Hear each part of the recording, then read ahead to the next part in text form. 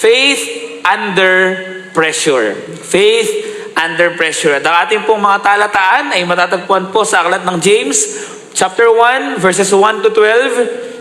So kung meron po kayong mga Biblia, maaari niyo po ninyong buksan upang sama-sama po nating pag-aralan ang salita po ng ating Panginoon. Yung ilang mga bahagi po ng talata ay nabasa na po sa ating call to worship. But for the sake ng context at ng mas malalim po na understanding, hayaan niyo po nabasahin ko po muli from verse 1 hanggang verse 12, and then after po nun, magpapatuloy po tayo sa pag-aaral po ng salita ng Diyos. Faith under pressure.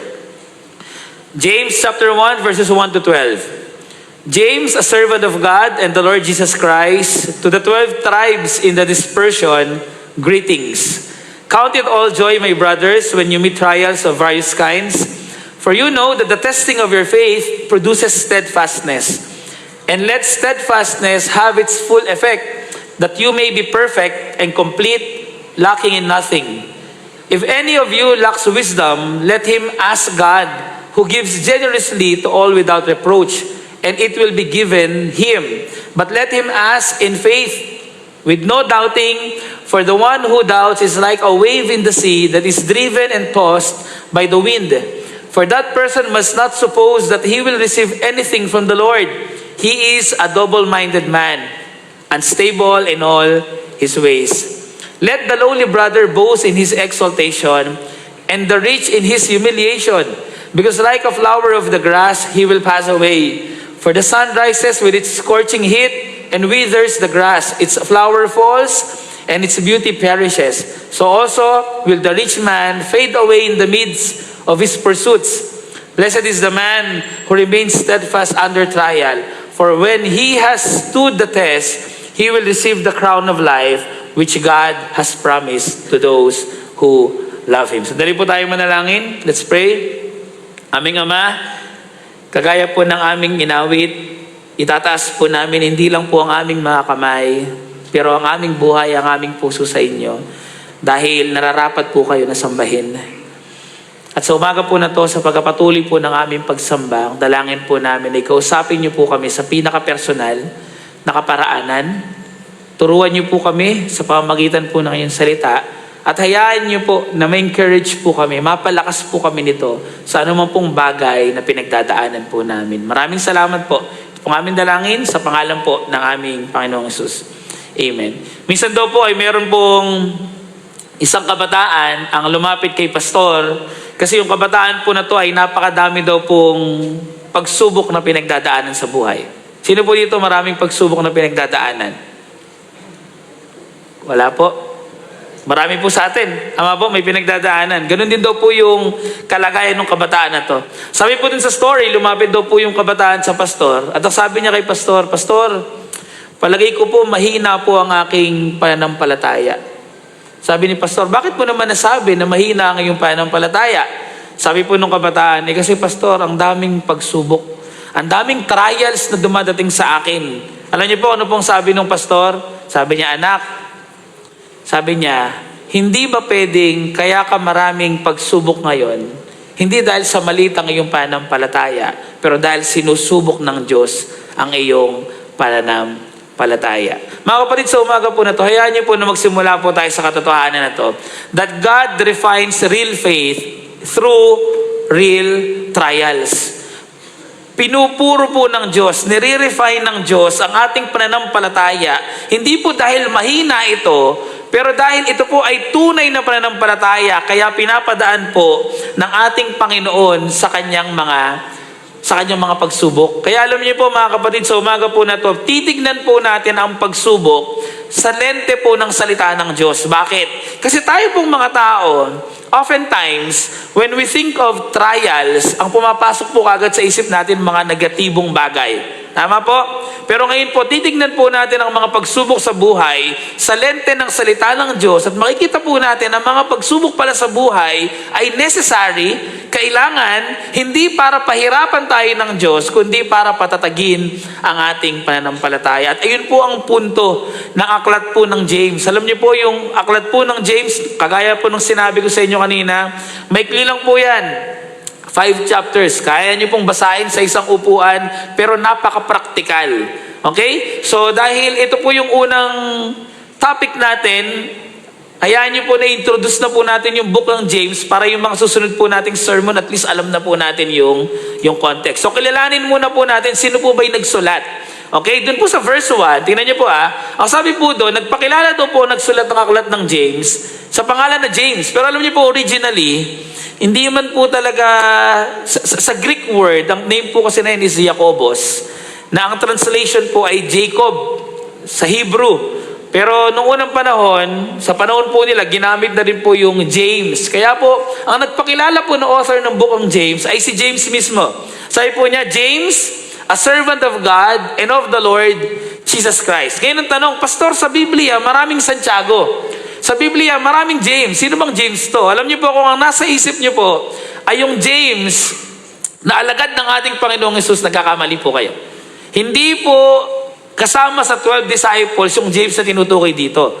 Sino po yung James na yun? Mga kapatid, yung James na tinutukoy po dito, yung kapatid ng ating Panginoong Hesus. Meron pong kapatid ang ating Panginoong Hesus kay Maria at kay Jose.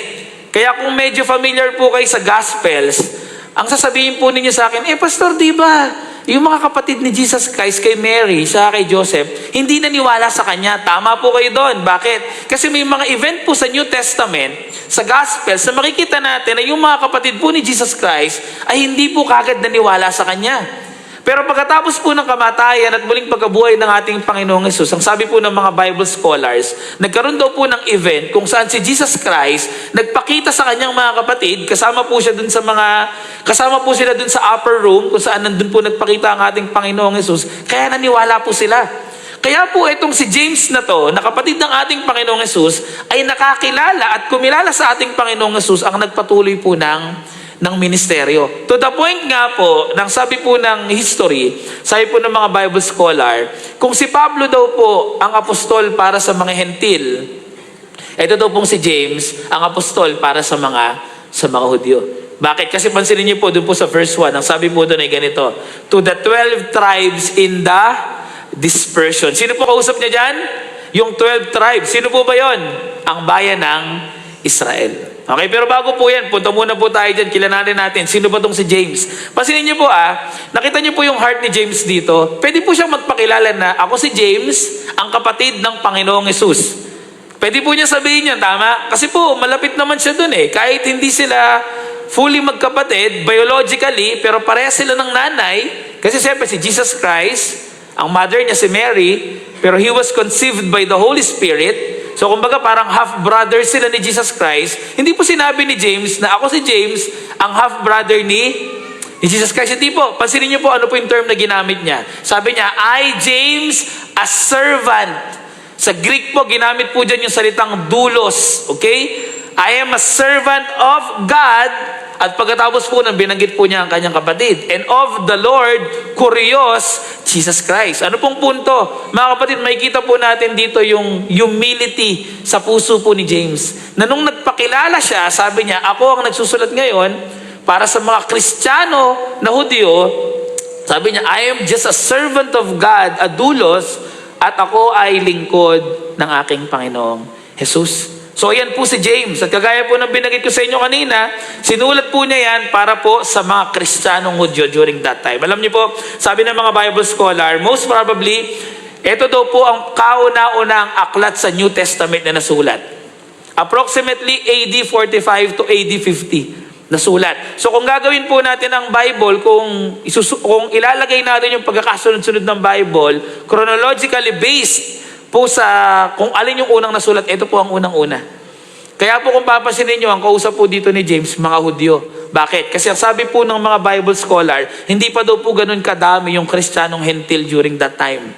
Mas marami pa rin yung mga Kristiyano na Hudyo na iniwala sa ating Panginoon. At ang sabi po dyan, sa mga Hudyo na nasa dispersion, mga Hudyo na nagkahiwa-hiwalay because of persecution. Mga kapatid, this is very important. Kaya po binanggit dyan ni James na nagsusulat siya sa mga Kristiyano na nasa dispersion. Bakit? Kasi alam po natin na after po ng Babylonian and an Assyrian Empire na sakupin po ang Israel, talagang ang mga Hudyo nagkalat na po yan. At At nung yung mga Kristiyano po naniwala kay Kristo, ang dami pong persecution nilang pinagdaanan, kaya nagpatuloy pa rin po yung kanilang pagkalat. Ibig sabihin po, yung mga kausap po dito ni James ay mga Kristiyano na nape-persecute because of their faith. Kaya po siya nagsulat, alam niya na yung mga Kristiyano nahihirapan dahil sa kanilang pananampalataya, merong oppression, merong persecution, may mga struggles, hindi lang po sa labas, kahit po sa kapwa nila Hudyo. Alam niyo po ba na mahirap maging Kristiyanong Hudyo noong unang panahon? Bakit? Kasi po kung Hudyo ka na naging Kristiyano, mismong kapwa mo Hudyo, pinapersecute ka. Bakit? Kasi maraming Hudyo po ang hindi na kumilala sa ating Panginoong Jesus. Kaya kapwa nila Hudyo, pinapersecute sila. Kaya po sinulat ni James, yung napaka-practical na aklat na to para po patatagin ang kanilang pananampalataya. Again, mga kapatid, ang punto po ni James dito, sabi niya, kung tunay kayong mananampalataya, susubukin yan ng ating Panginoon. Kaya meron kayong mga trials na pagdadaanan. Kaya sa umaga po na ito, mga kapatid, 3 bagay lang po patungkol sa trials ang pag-uusapan natin. Okay? And I guess, this topic is quite relevant sa atin. Bakit? Kasi alam ko po, kagaya ng sinabi nyo kanina, may kanya-kanya po tayo mga trials na pinagdadaanan.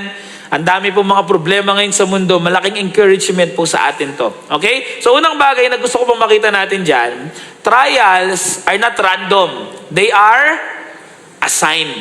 Okay? Ang mga pagsubok po sa buhay, hindi po yan nagkataon lang. Iyan po ay in-appoint ng ating Panginoon. Tingnan niyo po, ano pong sabi ni James. Puntahan po natin yung verse 2. Sabi niya doon, count it all joy, my brothers, when you meet trials of various kinds. Now, expound po natin yan. Kasi ang unang bagay na makikita po natin dyan, ang trials daw po, it's certain. Sigurado po na magkakaroon po tayo ng mga pagsubok sa buhay. Wala pong tao ang makakaiwas sa trials. Bakit? Tingnan niyo po anong sabi ni James. Ang sabi po ni James dyan ay ganito, when you meet trials. Nakita niyo po yung term na ginamit niya? Sabi niya, when. Hindi po niya ginamit yung salitang if. Hindi po to conditional. It's as if, ang sinasabi po ni James dito, kapag nakaharap niyo na yung pagsubok, bakit? Kasi talagang makakaharap ninyo yung pagsubok. So this is certain. Kaya wag po kayong magtaka kung bakit, Pastor, bakit? May mga pagsubok tayong pinagdadaanan kahit Kristiyano na tayo. Akala ko nung naging Kristiyano ako, mawawala na ako ng problema. No, mga kapatid. Akala ko nung naging Kristiyano na ako, gagaanan ng sobra ang buhay ko. Minsan hindi po ganun ang senaryo, mga kapatid. Bakit? Kasi ang mga pagsubok po, certain po yan na dadating sa buhay natin. Kaya sabi po dyan ni James, when you meet trials, nagpapakita po dyan na ang pagsubok is certain. Siguradong darating po yan sa ating buhay. At hindi pa po dyan natapos. Pangalawang bagay na makikita po natin patungkol sa pagsubok, madami. Trials are numerous. Tingnan niyo po, ano po yung term na ginamit ni James. Ang sabi ni James dyan, count it all joy, my brothers, when you meet trials of various. Alam niyo po, sa ibang translations, ang ginamit po dyan, many. Sa ibang translation po, numerous. Ano pong punto? Simple lang. Alam po ni James, nakakaharapin natin ang mga pagsubok at hindi po niya sinabing konti.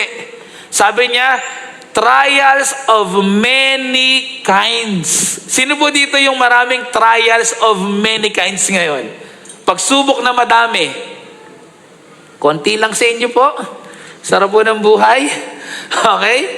Pero baka hindi lang po natin may share, no? Kasi, Pastor, ang hirap tanggapin. Yung naman sabihin ako, ang dami kong problema ngayon. Di ba? Pero alam niyo po, ang totoo, marami po talagang pagsubok. Kaya wag po kayo magtataka, pag sabihin niyo, Lord, ba't ganun? Kung mahal mo ako, bakit madaming pagsubok? Bible na po ang nagsabi, kakaharapin daw po natin yung mga trials of many, various, madaming pagsubok. At hindi lang po basta numerous, mga kapatid, trials are diverse. Pag sinabi po nating diverse, sa iba't ibang aspeto ng buhay natin. Tingnan niyo po yung term na ginamit ni James. Many kinds. Various kinds. Ibig sabihin, pwede kang magkaroon ng trial sa health mo. Pwede kang magkaroon ng trial sa buhay mo when it comes to your relationship. Pwede kang magkaroon ng trial sa family, sa work, sa church, pwede kang magkaroon ng personal struggle, pwede kang magkaroon ng mga hidden struggles na pinagdadaanan mo. Kasi yun po talaga yung sinabi dyan. Ang sabi ni James, siguradong magkakaroon ka ng pagsubok, madami to at lahat ng aspeto. Trials of various kinds. Nakita po natin? So dito po makikita natin mga kapatid, sa pangalawang talata pa lang po ng inaaral natin, na ang mga pagsubok po sa buhay ay talagang dadating. Kaya dapat po hindi po natin pinagtatakahan yan. Ang mga trials po, hindi yan random. In-appoint po yan ng ating Panginoon. Pero ito pong maganda kay James. Ang sabi ni James ganito, makakaranas kayo ng mga trials of many kinds. Ngayon ang tanong, ano bang kailangan maging reaction ninyo? Sino po dito kapag nakatanggap ng trials of various kinds, mabibigatan? Taas po kamay. Sige po, maging honest po tayo. Lahat po tayo. Sino po dito pag nakaranas ng trials of various kinds, malulungkot? Pwede po, no? Pero pasinin niyo po kay James iba. Tingnan niyo po anong sabi ni James.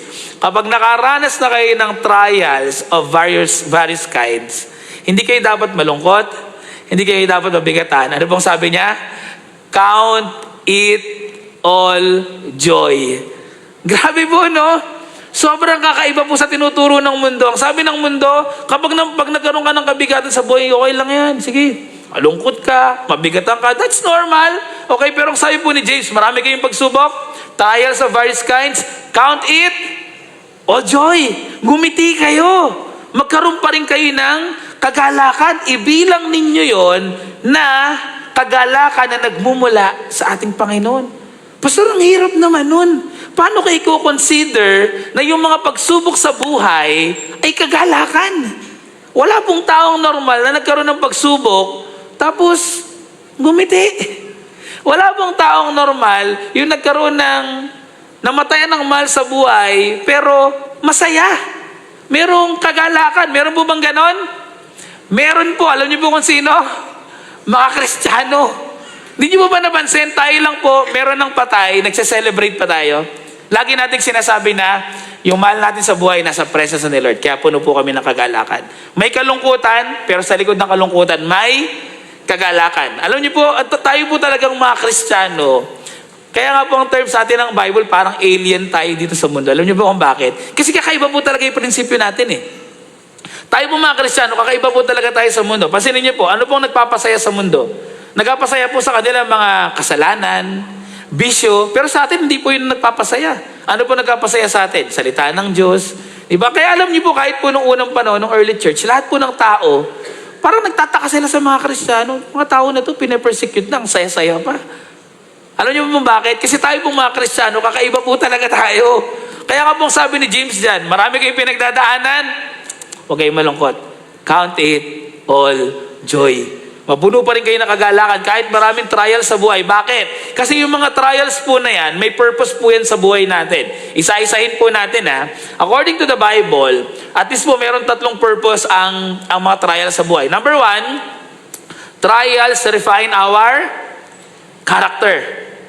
Di ba po, mga kapatid, kapag tayo po ay nakakaranas ng mga kabigatan sa buhay, may nagbabago po sa atin. Nai-improve po natin yung character natin. Nai-improve po natin yung personality natin.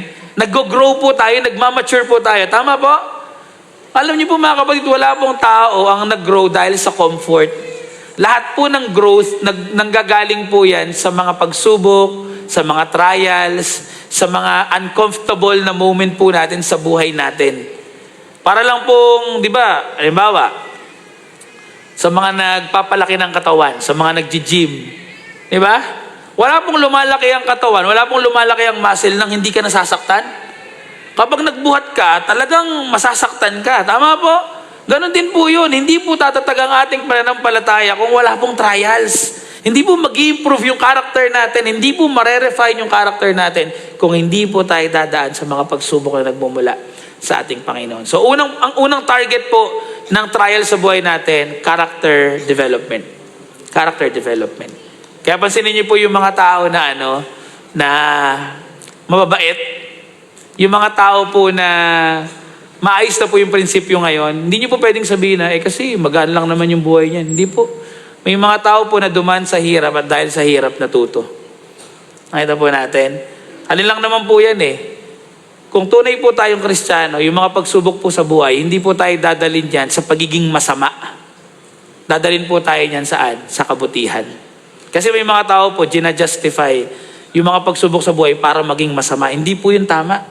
Diba, yung nakarinig na po kayo nung minsan na, ay, kaya lang naman po ako nagnakaw. Kasi ang hirap ng buhay. Alam niyo po, hindi po prinsipyo yung pang-Kristiyano yun. Hindi po dahil mahirap ang buhay, gagawa ka na ng mali. Hindi po. Dapat gumawa tayo ng tama kasi yun po ang kalooban ng ating Panginoon. Pangalawa, ang trials po, nire-realign po niyan yung puso natin. Binabalik po niyan yung puso po natin sa ating Panginoon. Naalala niyo po yung song natin kanina? Diba? Sabi dun sa song, kahit basag daw po yung puso natin, kahit broken, iaalay pa rin natin kay Lord. Bakit? Kasi nararapat po si Lord na pag-alayan ng ating buhay. So yung mga trials po sa buhay, mga kapatid, yung puso po natin, ibabalik po niyan sa ating Panginoon. Ibabalik kay Lord. Kaya po yung mga pagsubok, huwag niyo pong mamalitin yan. Diba? Ito, madalas ko na pong gamitin na example. Si Abraham, meron siyang isang anak, sobrang mahal niya, si Isaac. Tama po? Sabi doon, kaisa isang anak na sobrang mahal ni Abraham. Kaya po nagbigay po ng test si Lord sa kanya. Trinay niya si Abraham. Sabi niya, Abraham, ialay mo nga sa akin yung anak mo, yung pinakamamahal mong anak. Alam niyo po kung bakit? Kasi test po yun ng love. Na kanino ba talaga yung heart mo? Na kay Isaac o nasa akin? Kaya nga sabi ni God doon, ialay mo yung anak mo, yung pinakamamahal mong anak. Nasaan ang puso mo? Nasa kanya o nasa akin? Mga kapatid, mga trials po sa buhay, i-re-realign po niya ng puso natin sa ating Panginoon. And siyempre, panghuli po, ang trials, i-redirect po niyan yung path natin. Iko-correct po niyan yung mga maling daan na dinadaanan po natin sa buhay. Iko-correct po niyan yung mga maling desisyon na ginagawa po natin. Trials, redirect our path. So mga kapatid, paalala po sa atin to, before we move to our second point, lagi niyo po tatandaan, hindi random na may trials ka ngayon. Hindi yan aksidente. May purpose si Lord. Sabihin nyo nga po sa katabi nyo, may purpose si Lord. Yan. Hindi po random na may karamdaman ka ngayon. May purpose si Lord. Hindi random na may kaaway ka ngayon or meron kang problema sa relasyon ngayon, may purpose si Lord. Hindi random na naggera sa Middle East ngayon, may purpose si Lord. Hindi po random na nagkakagulo na sa leadership natin dahil ang dami-dami nating problema and then hindi pa rin tayo natutulungan. Hindi po random yung mga pagsubok na yan. May purpose si Lord. Hindi po random na mataas ang presyo ng gasolina ngayon. May purpose po si Lord. Tama po ba? Sino po naapektuhan ng mataas na gasolina? Hirap po, no? Alam niyo po kung ano yung isang purpose po niyan? Manahimik po tayo sa bahay.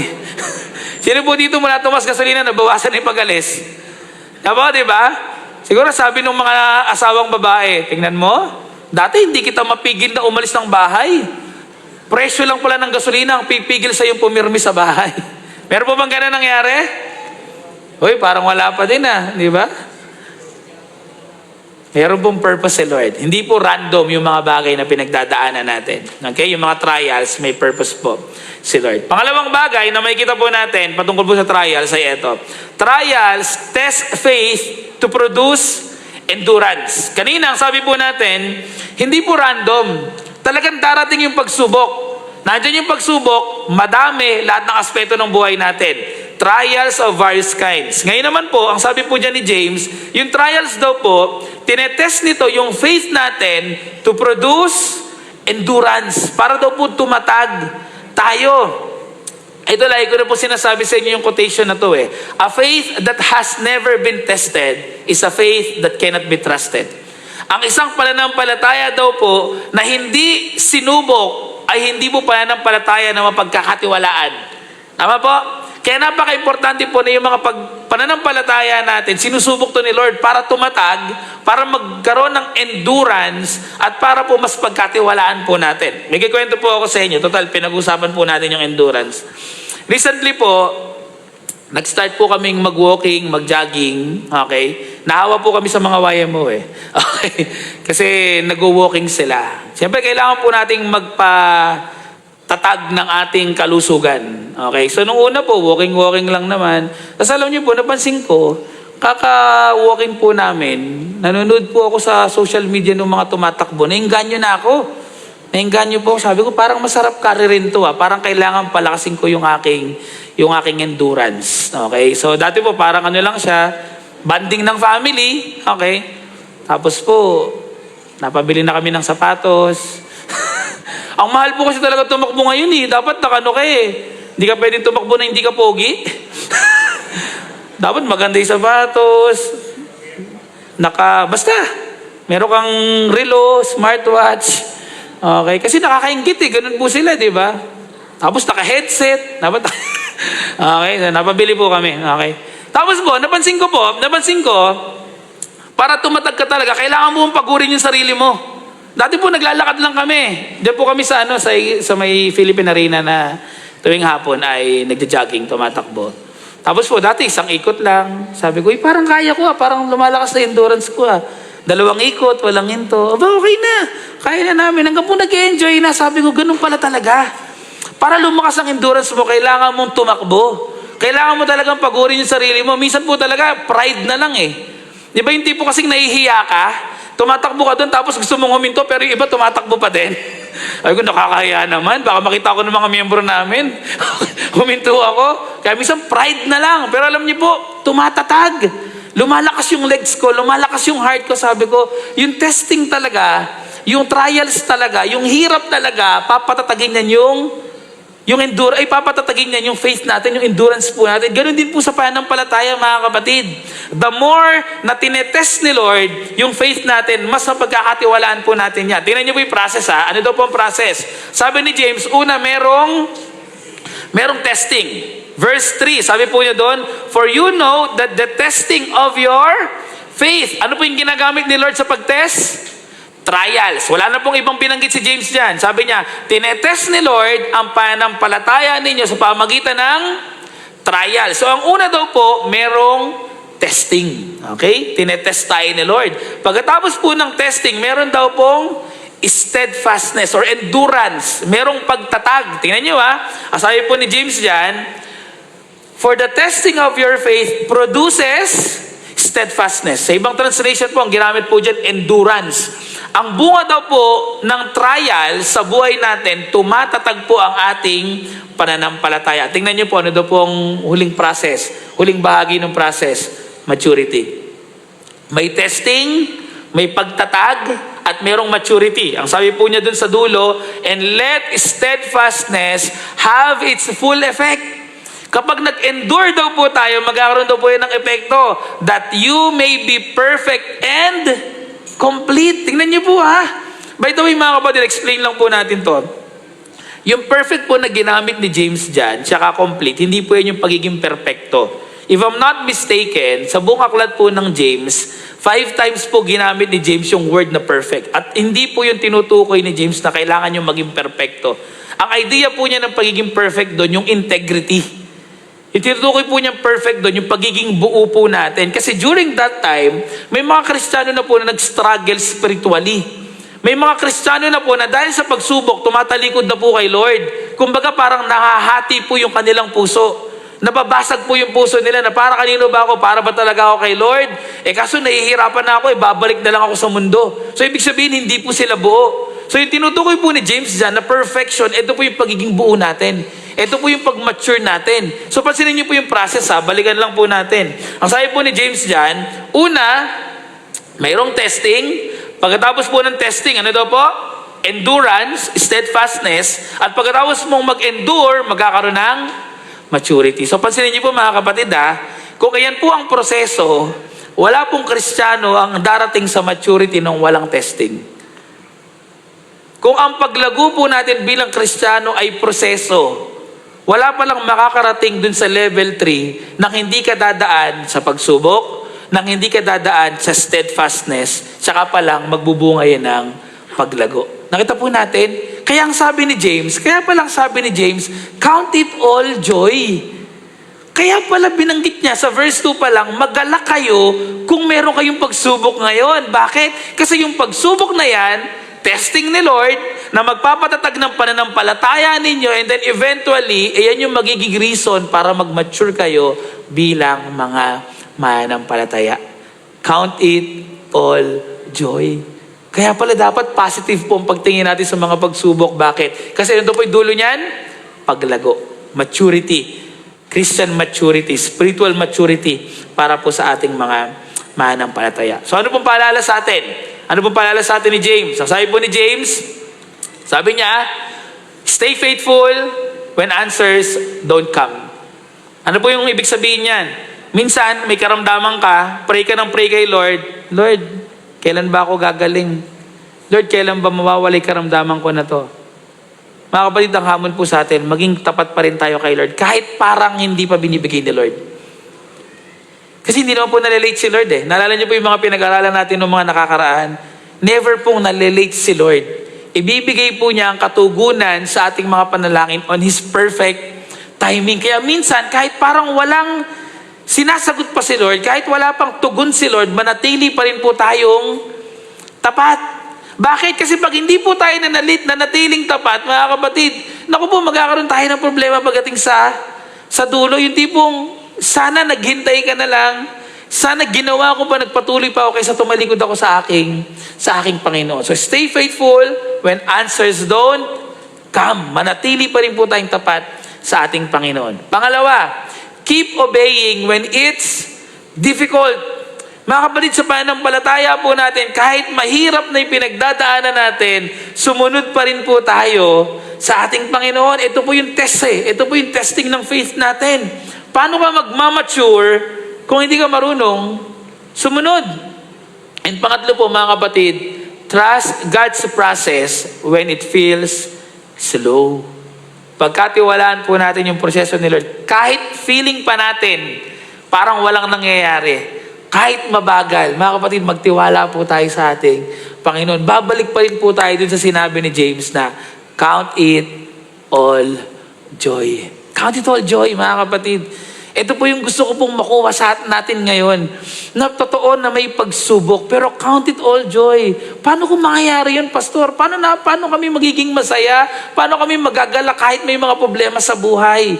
Magpatuloy po tayong maging faithful kay Lord. Magpatuloy po tayong sumunod sa Kanya at magpatuloy po tayo sa pagtitiwala sa process ng ating Panginoon. At alam niyo po, ano po dapat yung prayer natin bilang mga Christians? Our prayer is not, Father, end this problem. Dapat ang prayer po natin, finish your work in me. Ito po dapat yung prayer ng mga mananampalataya. Minsan, laging ang prayer na lang natin, Lord, meron po akong problema. Tapusin nyo na po. Solusyonan nyo na po. Without thinking na kaya pala binigay ni Lord yung pagsubok na yan kasi may ginagawa siya sa buhay mo. So dapat pala ang prayer natin ganito, Lord, ano man po yung pagsubok na to, tapusin niyo po yung trabaho niyo po sa buhay ko. Tapusin niyo po yung trabaho. Hindi po tapusin kagad yung problema. Hindi kagad sana masolusyonan na yung problema. Hindi po yung sana mawala na kagad yung problema. Dapat ang prayer natin, Lord, may pagsubok, may ginagawa ka sa akin, may tinuturo ka sa akin. Finish your work in my life. Mas tamang prayer po, no? Mas isang prayer na mas may tiwala kay Lord. Hindi lang prayer na umiiwas sa problema, pero prayer na kahit may problema, nandun yung puso natin sa ating Panginoon. Ano po dapat prayer natin? Lord, hindi po sa tapusin yun yung problema, but finish your work in me. So mga kapatid, pangalawa po, makikita natin dito sa sulat ni James, na ang mga trials po, testing po yan ng faith natin para mag-produce po ng endurance. At pangatlo po, this is my last point mga kapatid. Sabi po ni James dyan, trials lead us to depend and hope in God. Ang mga pagsubok daw po, dadalhin tayo nito sa pagtitiwala at pag-asa po natin. Hindi sa ating sarili, pero sa ating Panginoon. Bakit? Kasi kapag sa gitna po ng pagsubok, lumapit tayo kay Lord. Pansinin niyo po ano pong ibibigay sa atin ni Lord. Unang-unang ibibigay po sa atin ni Lord, God is our wisdom. Bibigyan niya tayo ng katalinuhan. Bibigyan niya tayo ng kaalaman. Mga kapatid, sino po dito yung kapag marami ng problema, ang laging tanong niyo ay laging sinasabi niyo, Lord, hindi ko na alam gagawin ko. Narinig niyo na po yun? May nag-share sa inyo, alam mo, kumare, ang dami kong problema ngayon eh. Hindi ko na nga alam yung gagawin ko eh. Narinig niyo na po yun? Minsan, ganun po yung sinasabi natin, Pastor, ang bigat ng problema ko. Hindi ko na alam yung gagawin ko. Alam niyo po kung bakit laging yun yung sinasabi natin pag may problema? Bakit hindi natin alam yung gagawin natin? Kasi po, kapag meron tayong problema, nakikita natin yung problema at nakakalimutan natin na merong wisdom na pwedeng ibigay sa atin si Lord. Kapag may problema po tayo, talagang nabibigatan tayo, emotionally nag-struggle po tayo, at hindi po talaga natin alam ang gagawin. Kaya kapag may pagsubok, lumapit ka sa Diyos at humingi ka ng wisdom. Tingnan niyo po ano sabi ni James. If any of you lacks wisdom. Ang galing po ni James, no? Sobrang practical. Sabi niya, lahat kayo, maraming pagsubok, trials of various kinds. And count it all joy. Ang dami niyong problema. Alam niyo kung anong kailangan niyong gawin? Kailangan niyo ng wisdom. Bakit? Kasi ang mga tao pong may problema, hindi nila alam ang gagawin nila. Tama po? Yung tao pong nalulunod, hindi niya kayang isave ang sarili niya. Tama po? Kapag marami tayong problema, hindi na natin alam ang gagawin. Ang sabi ni James, if any of you lacks wisdom, let him ask God. Grabe po, no? Kanino daw po tayo dapat unang lumapit? Kay Lord, may problema ka ngayon? Hindi mo na alam yung gagawin mo? Tanungin mo si Lord. Magtanong ka sa Kanya. Manghingi ka ng katalinuhan. Kasi hindi mo naman talaga kaya, pero kaya ni Lord. Sabi po ni James, let him ask God, who gives generously to all without reproach. Kapag nanghingi ka ng wisdom kay Lord, bibigyan ka niya. Hindi po maramot ang ating Diyos. He is generous. Sabi niya, generously, ibibigay niya yung wisdom na kailangan mo. And it will be given Him. Pero meron pong warning si James. Sabi niya, kapag nanghingi ka ng wisdom kay Lord, dapat let Him ask in faith. Kapag nanghingi ka ng wisdom kay Lord, make sure na humingi ka ng wisdom base sa iyong pananampalataya. Alam niyo po kung bakit? Kasi po, may mga Kristiyano, pag may problema, lalapit kay Lord. Magpe-pray, Lord, ano po bang gagawin ko dito? Hindi ko na po alam gagawin ko. Tapos tumugon si Lord, nak, ganito ang gawin mo. Ganito ang gawin mo. Ay, Lord, ayoko niyan. Nakakita na po kayo nung ganon? Yung parang ganito, eto, simpleng test na lang para practical. Sabi natin, Lord, magbibigay po ba ako ng tithes and offering? Kasi test ni Lord yun eh. Di ba? Ang dami po namin pangangailangan ngayon. Sabi ni Lord, nakibigay mo. Lord, ang dami po namin pangangailangan ngayon. Di, nak, sige, bigay mo. Lord, talaga po, ang dami po namin pangangailangan ngayon. Nagtanong ka pa kay Lord. Wala ka naman pala talagang bahala ka magbigay. Nakita po natin, Lord, susunod po ba ako sa kalooban nyo na umattend ng Sunday? Sabi niya, Lord, pagsisimba ba ako mamaya? Eh, Lord, pagod po ako, galing ako sa trabaho. Nak, umattend ka, magsimba ka. Diba? Lord, pagod po talaga ako eh. Hindi na ka magsimba ka. Lord, may pasok pa ako bukas. Nag-ask ka pa, wala ka namang planong sumunod. Nakita po natin. Kaya sabi po ni James, kapag may problema ka sa buhay, hindi mo na alam ang gagawin, at nagtanong ka kay Lord, siguraduhin mo na kapag sumagot si Lord, gagawin mo. Hindi yung parang nagtatanong ka lang kay Lord, pero nanghihingi ka lang pala ng approval dun sa disobedience mo. Kaya sabi po ni James, let him ask in faith. Tingnan niyo po with no doubting, walang doubt. For the one who doubts is like a wave of the sea that is driven and tossed by the wind. For that person must not suppose that he will receive anything from the Lord. He is a double-minded man. Grabe po, no? Double-minded. Hindi mo talaga alam kung kanino ka. Susunod ba ako kay Lord? Susunod ako sa mundo? Nakita po natin? So mga kapatid, kapag may pagsubok sa buhay, humingi ka ng wisdom kay Lord. Dumepende ka kay Lord. At pag humingi ka ng wisdom, make sure nakasama nun yung pananampalataya. O po natin? Okay? Pag humingi tayo ng wisdom kay Lord, dapat kasama ang pananampalataya. Pangalawa, sa gitna daw po ng trials, hindi lang basta wisdom yung ibibigay sa atin ni Lord, ibibigay din po niya yung assurance. Siya din daw po yung katugunan natin. Alam niyo po, ito po ang nakakatuwa sa Diyos natin. Pag may pagsubok ka ngayon, ang solusyon mo kagad talaga si Lord. Wala na pong iba, hindi ibang tao, hindi 5-6, hindi kung sino mang mauutangan. Ang solusyon po natin sino? Si Lord. Siya po yung assurance natin. Siya po yung resibo natin. Tingnan niyo po ano pong sabi ni James dyan. Verse 9 and 10. Sabi po dyan ni James, let the lowly brother boast in his exaltation. Ang point po niya dyan, ang tinutukoy niyang lowly brothers, yung mga mahihirap. Okay? Sabi niya, yung mga mahihirap, yan yun ang magyabang sila, ipagmalaki nila yung favor ni Lord sa kanila. And the rich in his humiliation, yung mga mayayaman, hayaan nyo lang din sila. Bakit? Because like a flower of the grass, he will pass away. For the sun rises with its scorching heat and withers the grass. Its flower falls and its beauty perishes. So also, will the rich man fade away in the midst of his pursuits? Ano pong punto ni James dyan? Ang punto po ni James dyan, ganito. Alam nyo, kapag may problema kayo, it doesn't matter kung mahirap ka o mayaman ka. Parehas lang kayo ng solusyon. Sino pong solusyon? Si Lord. Kaya nga po binanggit niya dyan yan eh. Yung mga mahihirap, yan yun na silang mag-boast na nasa kanila yung favor ni Lord. Yung mga mayayaman naman, yung kababawan nila, hayaan nyo na din. Bakit? Kasi ang solusyon naman talaga sa problema, hindi yung estado nyo sa buhay. Ang solusyon sa problema, si Lord. Minsan po kasi may mali tayong prinsipyo eh. Ang sabihin natin, Pastor, no, sa panahon natin ngayon, humanly speaking, sabihin natin, lamang yung mga mayayaman, no? Lamang naman talaga kasi mas marami silang pera. Tingnan nyo, pag nagkasakit po, yung mga mayayaman, may pang-hospital. Yung mga mahihirap, walang pang-hospital. Kaya minsan, yung mga mahihirap, ang baba po ng tingin nila sa sarili nila, wala kaming pera, ang baba ng tingin namin sa namin. Alam nyo po sabi ni James, ano mang kalagayan mo sa buhay, parehas lang kayo. Hindi naman yung pera yung solusyon eh. Ang solusyon, si Lord, magtiwala ka sa akin. Kasi ako yung Diyos na mayaman, ako yung Diyos na nagpo-provide. Alam niyo po, kahit gaano pa kayaman, kahit gaano pa kadami yung pera po ninyo, kapag gusto na po ni Lord na kunin ang buhay nyo, hindi po kayo masasave ng kayamanan. Kahit gaano po kadami ang pera ninyo, kapag meron po kayong anxiety at depression, hindi po masosolve ng pera ang anxiety sa depression po ninyo. Ang solusyon lang po natin sino?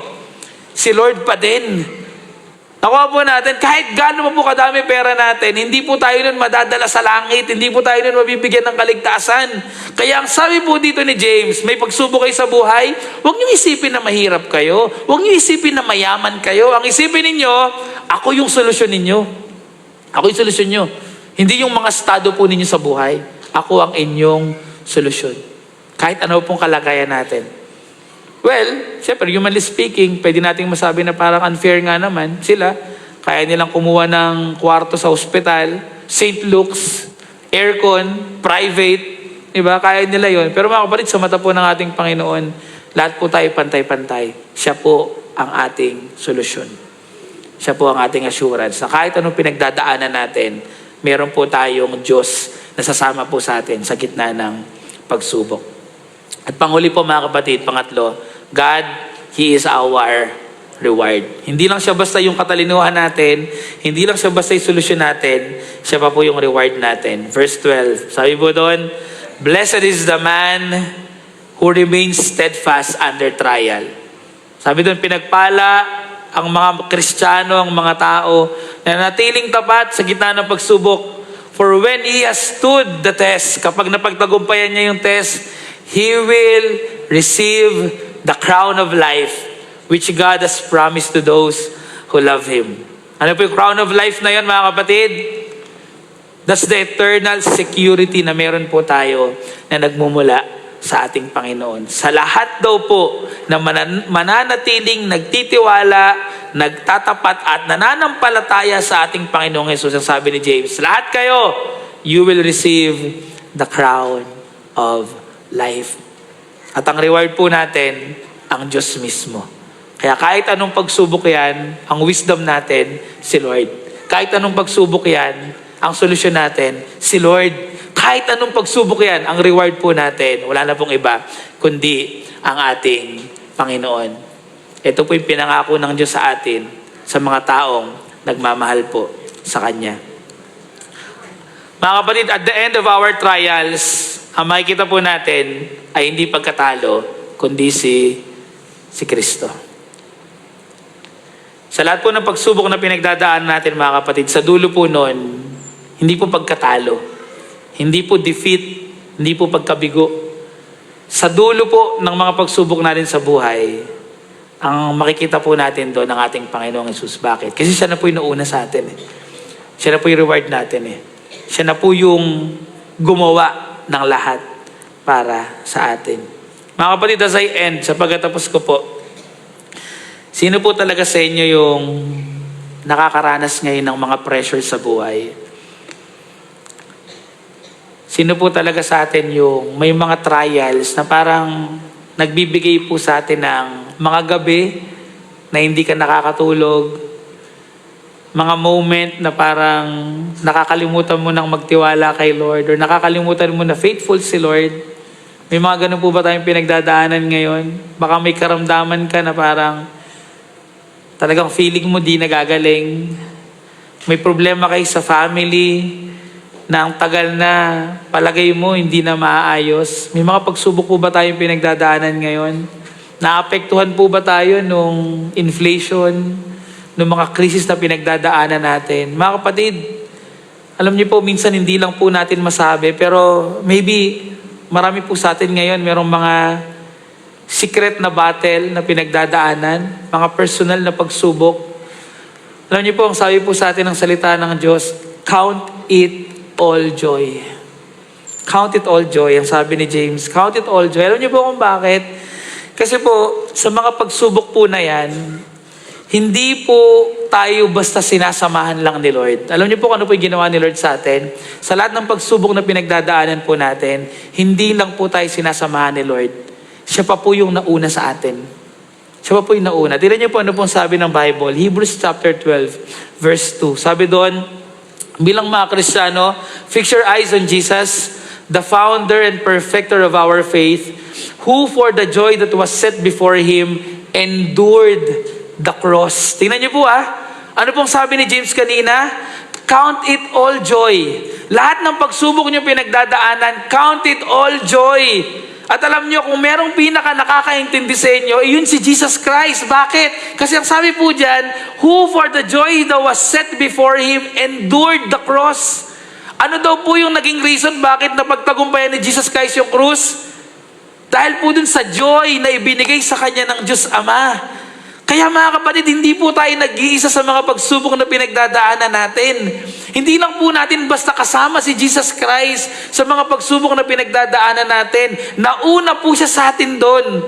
At yung pinakamalaking problema po natin, yung kasalanan, yung kamatayan, siya na po ang sumalo para sa atin. Dapat tayo po'y mapako sa krus. Ayun po yung pinaka-problema natin. Pero si Jesus Christ, sabi niya, mauuna ako sa inyo. Ako ang gagawa nito. And who for the joy that was set before Him, He endured the cross. Kaya alam po natin at pagkatapos po ng mga pagsubok natin sa buhay, ang dadatnan po natin sa dulo, hindi po pagkabigo. Hindi po pagkatalo. Ang makikita po natin doon, yung nauna sa atin. Sino po yung nauna? Jesus Christ. Siya po makikita natin doon. At yun po yung reward natin. Yun po yung pag-asa po natin bilang mga mananampalataya. Mga kapatid, Jesus was tested, but He never failed. Jesus suffered. Nahirapan siya kagaya po natin, but He never sinned. Jesus endured so that we can be secured. Sa gitna po ng pagsubok, may pag-asa po tayo. Kaya sa gitna ng pagsubok, mga kapatid, count it all joy. Count it all joy. Manalangin po tayo. Lord, salamat po. Dahil kahit po may mga pagsubok, may kagalakan na nagmumula po sa inyo. Dalangin po namin aming Ama, na naman pong mga pagsubok ang meron kami ngayon, ay maserve po nito yung purpose nito para tumatag po ang aming pananampalataya. At makakilos po kayo ng malaya sa aming mga buhay. At dalangin po namin aming Ama na habang kinakaharap namin lahat ng pagsubok na to, hindi po namin isipin na nag-iisa kami. Kasi nandun na po sa finish line ng aming Panginoong Hesus. Hinihintay po kami sa katagumpayan na siya po ang nagbigay sa amin. Pagpalain niyo po ang inyong pong iglesia. Maraming salamat po. Ito po ang aming dalangin sa pangalan po ng aming Panginoong Hesus. Amen. Good morning po sa ating lahat.